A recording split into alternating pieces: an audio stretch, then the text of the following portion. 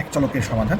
তো এখানে রুট আছে, রুটটাকে আমাদের উঠাতে হবে। তো প্রথমে আমরা হরের উঠাবো, তাহলে হরের অনুবন্ধী দ্বারা গুণ করবো। হরের অনুবন্ধী দ্বারা গুণ করা মানে কি, হর যা আছে তার এটা জাস্ট মাইনাস আকারে আছে, এটা প্লাস গুণ করবো।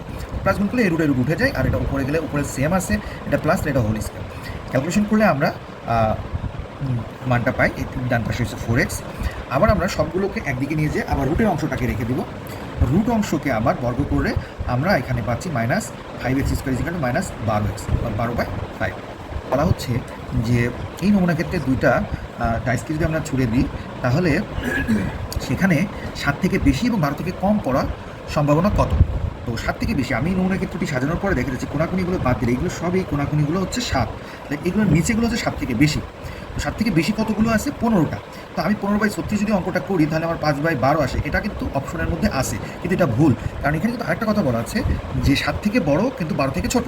তো 12 আছে শুধু একটা, 12 থেকে ছোট, 12 বাদ যাবে, তাহলে মোট মোট কতগুলো হচ্ছে? আমি এই কোনাকুনি যদি চিন্তা করি, এদিকে 15টা, 15 থেকে এই একটা বাদ দিলে এইদিকে থাকছে 14টা, অ্যান্সার হবে 14/36, কাটাকাটি করলে 7/18।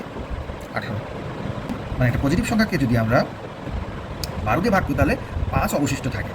যদি আমরা একটা রাশিকে যদি ভাগ করি তাহলে 6 দ্বারা ভাগ করি তাহলে কত অবশিষ্ট থাকবে?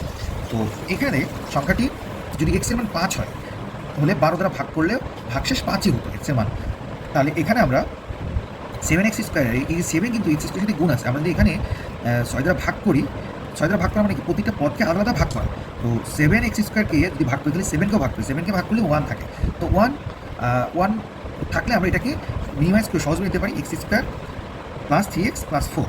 তো x² মানে কি, আমরা x এর মান হচ্ছে 5, x এর মান 5, x এর মান 5 হলে 5 5 25, 25কে 6 দিয়ে ভাগ করলে 1, 3 5 15, 15কে 6 দিয়ে ভাগ করলে পুরো অংশ থাকে 4, তাহলে সবগুলোকে যোগ করলে 8।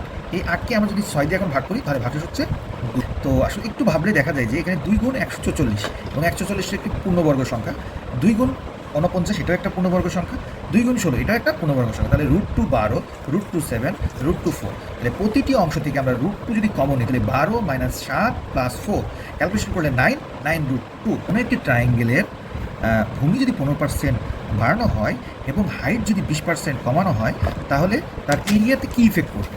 তো আমরা এখানে একটু চালাকি করে ভূমিও 100 ধরে নেব, উচ্চতাও 100 ধরে নেব। তাহলে ত্রিভুজের ক্ষেত্রফল কত আসছে? 5000। তো নতুন ক্ষেত্রফলের ক্ষেত্রে আমাদের ভূমি হবে, যেহেতু 25% বৃদ্ধি করলে 125, আর যদি আমি 20% কমাই তাহলে আমার হবে 80। তো এটা ক্যালকুলেশন করলে এটাও আসছে 5000। তাহলে no sense. x = 10, y = 0.1, which is the following is the greatest, মানে সবচেয়ে বড় কোনটা হবে? তো এখানে একটু চালাকি আমাকে খাটাতে হবে। একটু লক্ষ্য করা যায় এখানে যতগুলো রাশি আছে বা পদ আছে সবগুলোর মধ্যে একটা একটু ব্যতিক্রম, ডি, সেটা হচ্ছে x²/y²। এখানে ওয়াইয়ের মানটা 0.0 হয়। আমরা জানি কি, কোনো ভগ্নাংশকে বর্গ করলে সেটা আরও ছোট হয়, আর কোনো ছোট সংখ্যা দিয়ে যদি বড় কোনো ভগ্নাংশ সংখ্যা যদি বড় সংখ্যাকে ভাগ করে তাহলে সেটার ভাগফলটা বেশি হয়, অনেক বেশি হয়। তো এইখানে এগুলোতে আমরা যোগ বিয়োগ এবং গুণ করছি, এগুলোতে না যতটা ইফেক্ট ফেলবে, এই ওয়াইয়ের মানটা 0.01কে বর্গ করে এক্সের মান যে ভাগ করলে এটা অনেক বড় হবে। দ্যাট মিনস এখানে গ্রেটেস্ট বা সবচেয়ে বড়টা হবে, অবশ্যই অ্যান্সারটা হবে ডি। তবে একক স্থানাঙ্ক এক্স, দশক স্থানাঙ্ক ওয়াই, ইচ্ছা মতো কিন্তু এখানে ধরা যাবে না। তো একক স্থানাঙ্ক যদি এক্স হয় তাহলে সে শুধু সিঙ্গেল সংখ্যাটি হবে হচ্ছে দশক স্থানাঙ্ক, মানে কি, দশক স্থানাঙ্কের সাথে 10 গুণ হবে এবং একক স্থানাঙ্ক যোগ করলে সংখ্যাটি হবে। এইটা যদি অনেকেই না বুঝতে হয় তাহলে কিন্তু অঙ্ক করা ডিফিকাল্ট। তো প্রশ্ন মতে এই সংখ্যাটি হবে কি, তার অঙ্কদের যোগফলের 4 গুণ, এটা হচ্ছে প্রথম শর্ত। তো সমীকরণ আমরা ক্যালকুলেশন করে পাই 2y = x। দ্বিতীয় শর্তে বলা হচ্ছে যে অঙ্কদের স্থান বিনিময় করলে, অর্থাৎ একক স্থানীয় অঙ্কের জায়গায় দশক স্থানাঙ্ক, দশক স্থানীয় অঙ্কের জায়গায় একক স্থানীয় অঙ্ক যদি আসে তাহলে সংখ্যাটি থেকে এই 18 বেশি হবে। তো এখন আমরা যদি সংখ্যাটির সাথে যদি 18 যোগ করি তাহলে এই স্থান বিনিময় করা অঙ্কটি সমান হবে, সংখ্যাটি সমান হবে। তো এই যে নতুন সমীকরণ, এই সমীকরণকে ক্যালকুলেশন করলে প্রথম সমীকরণের মান বসলে ওয়াই মান 2 এবং এক্স এর মান আমরা পাই 4, তাহলে সংখ্যাটি হবে হচ্ছে কি 10 × 2 + 4। পরীক্ষার খাতায় কিছু কিছু অঙ্ক আসে যেগুলো আমরা ক্যালকুলেশন করে অ্যান্সার বের করতে গেলে আমাদের অনেক বেশি সময় লাগে। আমরা অপশনগুলোকে ওই সমীকরণে বসিয়ে দিলে আমরা সমীকরণকে শুদ্ধি পরীক্ষা করে আমরা অ্যান্সারটা বসাতে পারি। তো এই অঙ্কটিতে যদি আমরা ক্যালকুলেশন করতে যাই একটু লম্বা প্রসেস, তবে এটা আমাদের শিখে রাখা উচিত। যেমন আমাদের এখানে 2 sin² θ + 3 cos θ - 3 = 0, এটাকে যদি আমরা সমাধান করতে চাই কিছু প্রসিডিওর আছে। প্রসিডিওর হচ্ছে যেহেতু আমার এখানে সাইন থিটা এবং কসের দুটো আলাদা আলাদা অনুপাত আছে, আমরা একই অনুপাতে নেব।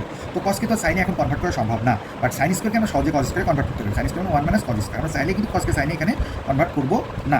তো সাইন স্কোয়ার মানে 1 - cos স্কোয়ার ক্যালকুলেশন করলে আমাদের সবগুলো একই চলক, অর্থাৎ একই অনুপাত। cos থিটা চলে আসছে, -2 cos theta plus 3 cos theta -1 = 0।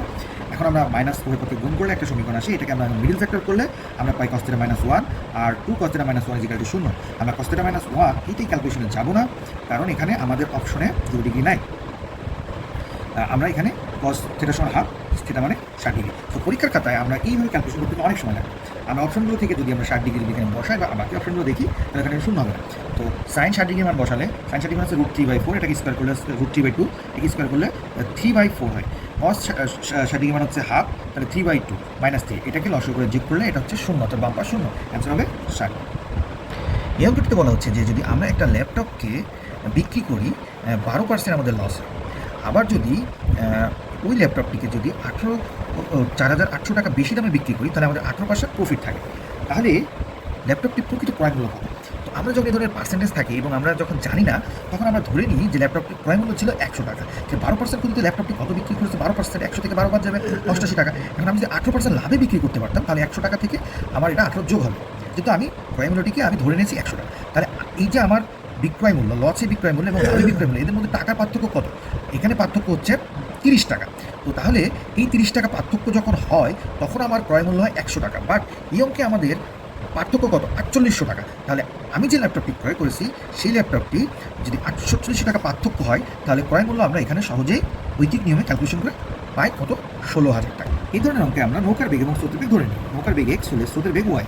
তো যেহেতু প্রথমে 5 ঘন্টায় সে স্রোতের প্রতিকূলে 35 কিলোমিটার প্রতি অতিক্রম করে, তো আমরা একটু কমন সূত্র জানি, অতিক্রান্ত দূরত্ব সমান বেগ গুণ সময়। তো এখানে সময় হচ্ছে 5 ঘন্টা, অতিক্রান্ত দূরত্ব 45।